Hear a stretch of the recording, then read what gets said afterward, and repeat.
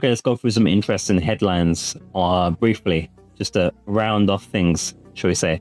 So I guess we'll start with here, the Quest 3S seemingly present in background of video posted by Meta CTO. I'm sure that was completely accidental. As I belched in my breath, ooh, like that coming. Let's have a look here. It's very blurred. Could be like a prototype of the freaking Quest 4 for all we know. It's pretty blurred conveniently.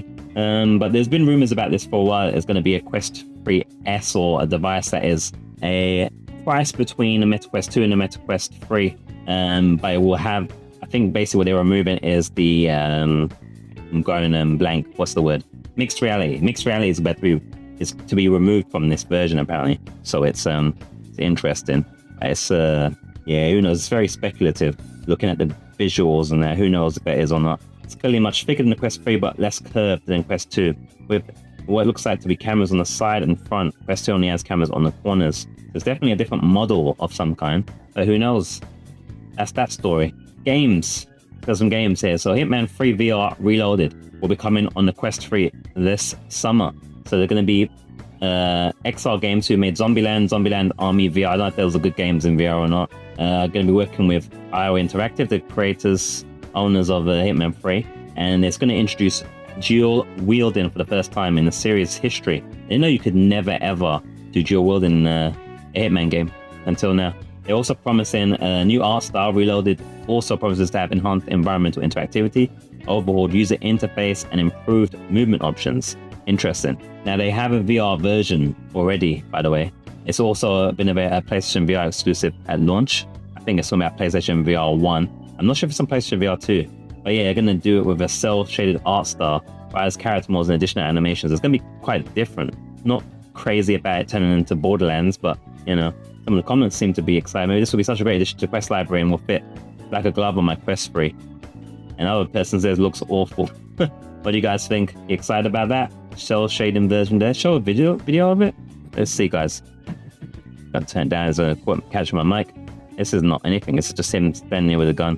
Server room. Where's the graphic for that? That's not even it. How does that person not say it looks awful? You can't even see anything. There's nothing there, literally. It's just a teaser. It's not even in gameplay or anything. So I don't know. Don't know what to make of it. But that's the story there. Let's have a look, see what else we got. I need to shut this up though. Have you guys heard of Exit 8? Well, now we're getting Exit 8 VR, or their Exit 8 VR. Interesting about this one is that I think it was one of the games that was highlighted as usable with the mod, that Flat2 VR mod that turns Unreal Engine games into VR, up to version 4 and 5, I believe, of the engine. But now it's an official release version coming up by the, I think, Japanese studio Kotake Create.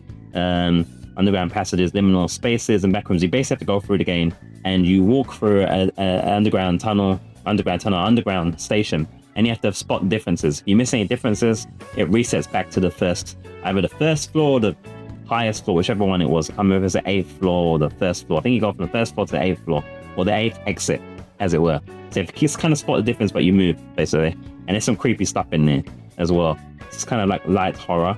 It's more creepy atmosphere. I saw a full playthrough of it, pretty cool. So that's a good thing. I've seen it already available on the Quest store. It's like £4, something's about $5, $6. A little bit more than the PC version, I think. But yeah, there you go. That should be exciting. We can maybe see a video here. It's like another teaser video, bro. Another teaser video. Let's see if I can find it real quick on in the Quest page to see if we can get a video. I forgot to put VR at the end, otherwise it's not going to really work for us, is it? It's usually a good idea if you want to get the Quest version of things. Let's see, is it the same video? It's the same rubbish teaser video. So basically we've got nothing. Alright, that's there though, that's available, so that's cool. Another addition for the Quest. How much PlayStation VR 2 stuff here is there? Apart from maybe Pistol Whip Void Slayer collection, then metal songs to things. Yeah, I think that's the most interesting things really. Supernatural, yeah. The last thing probably is Palmer Luckey says he will announce that he's working on a new headset later this month. So if you don't know who Palmer Luckey is, then I don't even think you should watch this podcast. I'm joking. Essentially, he's the guy that got the original Oculus, which is now known as the Quest, in our homes, in our hands. But it was bought by then known as Facebook, now known as Meta, and then they kind of booted him out. I feel like that sometimes. At least he got paid though. So let's see what we've got here. New company called Mod Retro. Thrills for Chromatic, a $200 handheld that can play Game Boy and Game Boy Color cartridges display. Same resolution colors as the original consoles for pixel perfect and color accurate experience. Okay, interesting. It's a little bit of departure from VR. VR appears in YouTuber Brad Lynch. He's the guy that knows a lot of stuff about the VR stuff before you even know it, on the X especially. Rather released a handheld in a VR, even Palmer rather, what? Steam Deck server index successor. Okay, but Luckey replied to Lynch to say, oh, he asked him whether he'd rather release it or not, it seems. I'm going to be announcing the fact that I am working on a new HMD or AWE. What's AWE? Interesting. If you're somehow unaware, yeah, he founded Oculus VR in 2012, by the way. So again, I haven't highlighted stuff, we're just kind of going through things there, so I'm a little bit off the cuff here, but it's interesting. Modified a Quest Pro to build a one-off headset, he said, kills the wearer. I hope that was a joke. By an anime series. Praised Apple's strategy with Vision Pro as going after the exact right segment of the market that Apple should be going after. Just got to get the price down. Direction a good step, poorly executed, he said about the Quest Pro. Failed to capitalize on shipping the first consumer standalone with eye tracking integrated. And then they reached out to him with not much else to see what the comments are saying. Was there any non-compete clause when he was pushed out of Facebook? Palmer is forced to be reckoned with.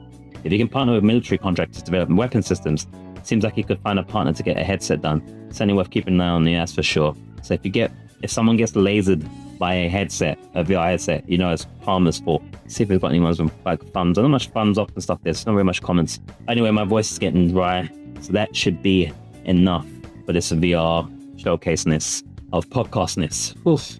You just watched a segment from the Just VR Gaming podcast. Do be sure to check out the full episode for the full context and the full stories featured in this episode of the podcast. Don't forget to like and subscribe and leave a rating where possible, wherever you're watching. Appreciate you.